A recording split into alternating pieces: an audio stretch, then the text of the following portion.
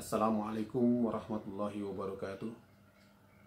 Saudara-saudara sekalian, di era pandemi COVID-19 sekarang ini, ternyata ada satu hal yang perlu kita sadari bersama, bahwa ternyata ada virus yang lebih mengerikan daripada COVID-19 ini.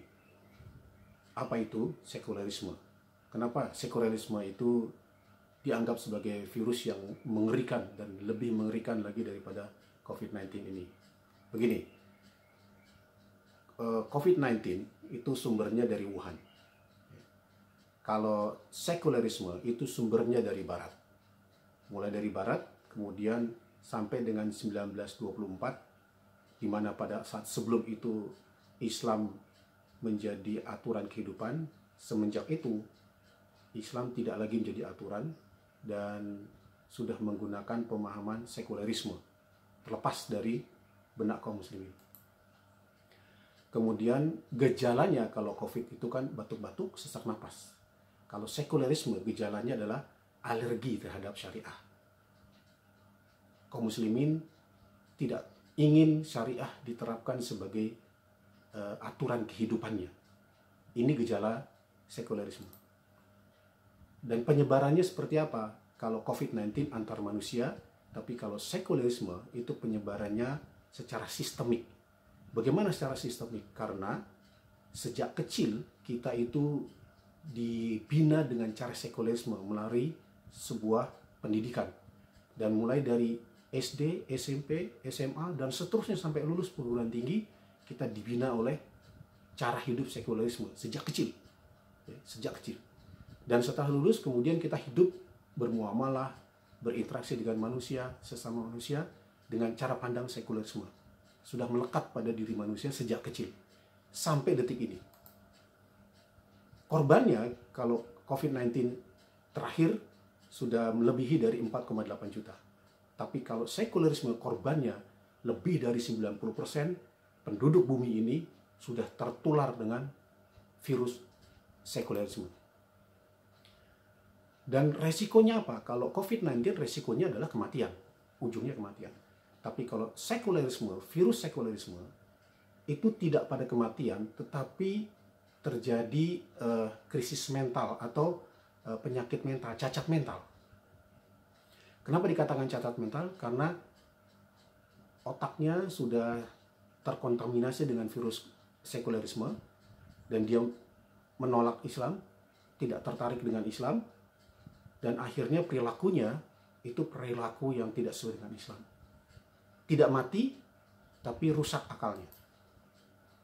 Dampaknya, kalau COVID-19 itu adalah krisis ekonomi, tapi kalau sekularisme, dampaknya adalah krisis kemanusiaan, kerusakan moral sampai saat ini.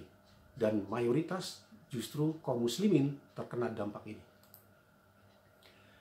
Dan dimensinya kalau COVID-19 itu dunia, artinya ya kalau sudah tertular, mati dia. Ya, mati selesai sudah. Gitu. Kalau yang tertular kaum muslimin, beriman, taat beribadah, insya Allah matinya husnul khotimah. Tapi kalau sekularisme, dimensinya tidak hanya di dunia, tapi di akhirat. Kalau virus sekularisme masih nempel terus di benaknya, dan terus dia praktekkan dalam kesehariannya, kalau dia mati, na'udzubillah min dzalik, nanti di akhirat akan dipertanggungjawabkan oleh Allah Subhanahu wa taala kalau dia menolak Islam sebagai aturan kehidupannya. Nah, kemudian kalau vaksinnya COVID-19 sampai sekarang kita tahu belum ditemukan. Kalau Islam, kalau sekularisme dengan cara pandang Islam, vaksinnya ada, sudah ada sejak Islam diturunkan ke muka bumi. Yaitu apa? Akidah Islam, pemahaman Islam. Gimana caranya? Kita terapkan PSBB. Apa itu PSBB? Yaitu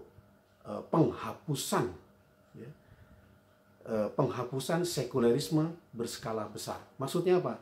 Kaum muslimin harus sadar betul bahwa ini adalah virus yang paling membahayakan, yang dimensinya adalah dunia akhirat, yang mengakibatkan cacat mental.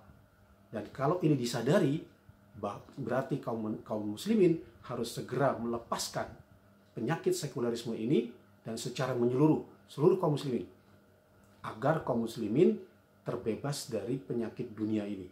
Dan dimensinya dunia akhirat artinya di dunia kita akan selamat, di akhirat kita juga akan selamat. Wallahu a'lam bishawab. Ini adalah sekularisme adalah virus yang paling mengerikan dari semua virus yang ada. Kalau ini tidak segera dilepaskan, maka akan membahayakan diri kita baik di dunia dan di akhirat. Assalamualaikum warahmatullahi wabarakatuh.